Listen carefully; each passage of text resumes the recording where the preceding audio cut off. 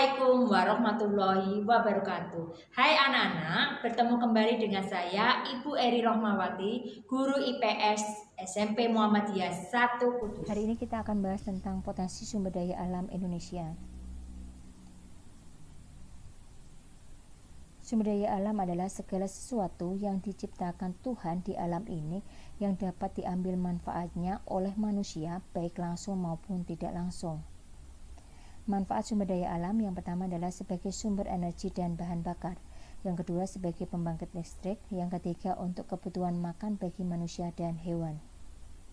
Sumber daya alam dapat dikelompokkan menjadi 3. Yang pertama berdasarkan materinya, yang kedua berdasarkan habitatnya, yang ketiga berdasarkan kemungkinan pemulihannya.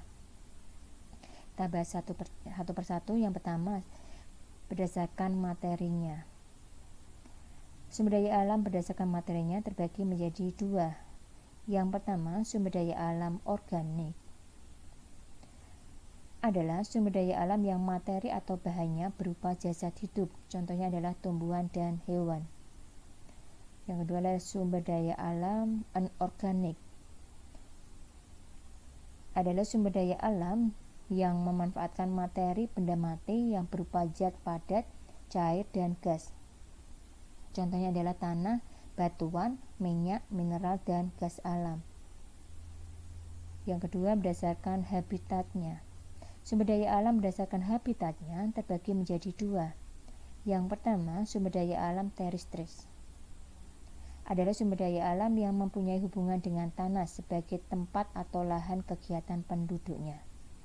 Yang kedua, sumber daya alam akuatik adalah sumber daya alam perairan atau sumber daya alam yang berhubungan dengan laut. Yang ketiga, berdasarkan kemungkinan pemulihannya.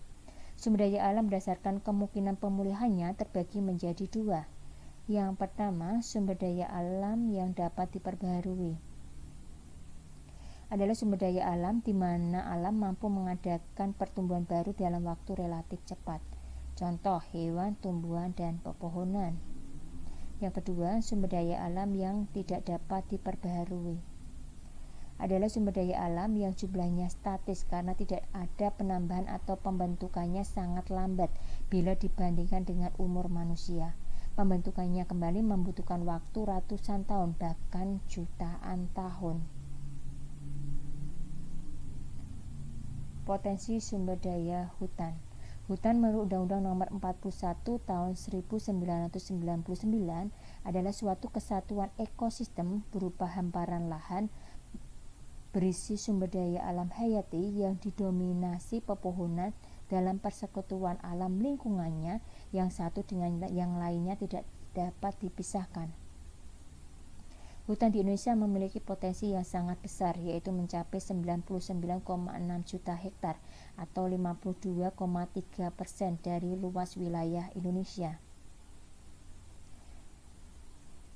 Ini adalah beberapa wilayah yang mempunyai luas hutan yang terbesar di Indonesia. Ada di Papua, di Kalimantan, Sumatera, dan Sulawesi. Hasil hutan ini ada contoh beberapa hasil hutan yang berupa kayu dan sebarannya. Yang pertama adalah kayu keruing meranti agatis, biasanya dihasilkan di Papua, Sulawesi, dan Kalimantan. Yang kedua kayu jati, biasanya dihasilkan di Jawa Tengah. Yang ketiga rotan, banyak dihasilkan di Kalimantan, Sumatera Utara, dan Sumatera Barat. Kayu cendana, ini biasanya dihasilkan di Nusa Tenggara Timur.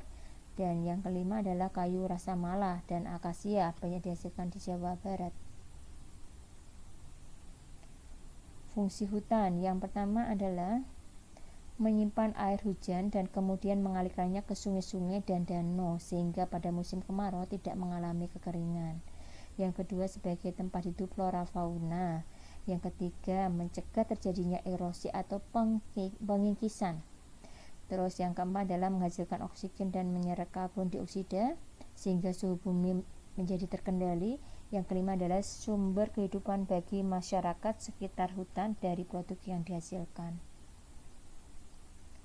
Macam-macam hutan. Ada beberapa macam hutan yang terdapat di Indonesia. Yang pertama adalah hutan hujan tropis. Di sini biasanya terdapat di daerah yang dekat dengan garis khatulistiwa. Biasanya terdapat di daerah Sumatera, Kalimantan, dan Papua. Yang kedua adalah hutan musim. Ini biasanya terdapat di daerah yang suhu udaranya cukup tinggi dan mempunyai perbedaan musim hujan dan musim kemarau yang cukup jelas. Ini biasanya hutan musim dikenal sebagai hutan homogen. Hutan yang terdiri dari satu jenis tumbuhan saja. Biasanya terdapat di Jawa Tengah, Jawa Timur, dan Nusa Tenggara Barat. Yang ketiga adalah sabana. Sabana adalah padang rumput yang diselingi pepohonan dan banyak terdapat semak belukar. Biasanya terdapat di Nusa Tenggara, Madura, dan dataran tinggi Gayo. Yang keempat adalah stepa. Stepa adalah lahan yang ditumbuhi dengan rumput-rumput tanpa pepohonan. Biasanya terdapat di Sumbawa, Flores, dan Timur. Yang kelima adalah hutan mangrove. Ini biasanya terdapat di daerah pantai-pantai landai dan berlumpur yang terkena pasang surut. Potensi sumber daya tambang. Ini adalah contoh peta persebaran sumber daya tambang di Indonesia. Yang pertama kita bahas yaitu minyak bumi dan gas. Minyak bumi adalah cairan kental yang mudah terbakar dan berwarna coklat gelap atau kehijauan. Ini tambang minyak bumi dan gas. Ini ada beberapa daerah yang menghasilkan minyak bumi. Ada di Sumatera, Jawa, Kalimantan, Maluku, dan Papua. Ada beberapa pengolahan minyak bumi dan gas.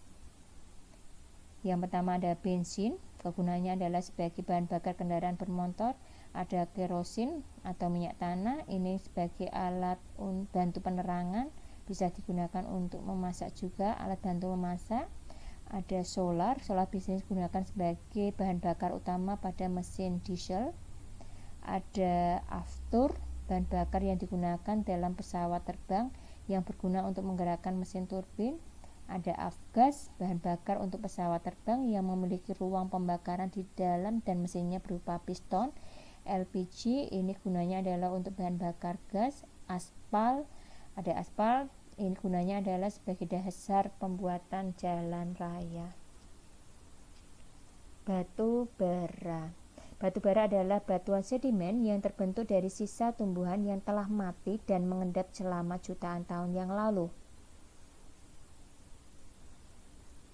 Kegunaan batu bara adalah sebagai pembangkit listrik, untuk keperluan rumah tangga, pembakaran pada industri batu bata atau genteng, semen, batu kapur, biji besi, dan baja. Bisa juga digunakan untuk industri kimia. Ini contoh wilayah persebaran dari pertambangan batu bara. Kalau di Kalimantan Timur terdapat di lembah Sungai Bero dan Samarinda. Di Sumatera Barat ini terdapat di daerah Ombilin dan Sawah Lunto, dan di Sumatera Selatan terdapat di Bukit Asam dan Tanjung Enem. Bauksit. Bauksit adalah sumber biji utama untuk menghasilkan aluminium. Kegunaannya adalah untuk industri keramik, logam kimia, dan metalurgi. Bauksit ditambang di daerah Kepulauan Riau dan Kalimantan Barat.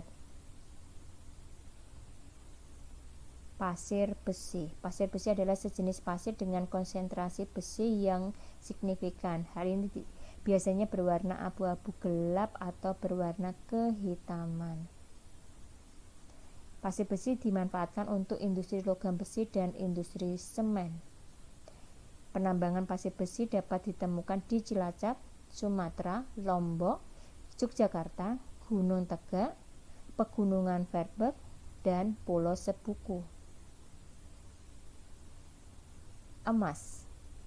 Emas umumnya dimanfaatkan untuk perhiasan. Ini pertambangan emas.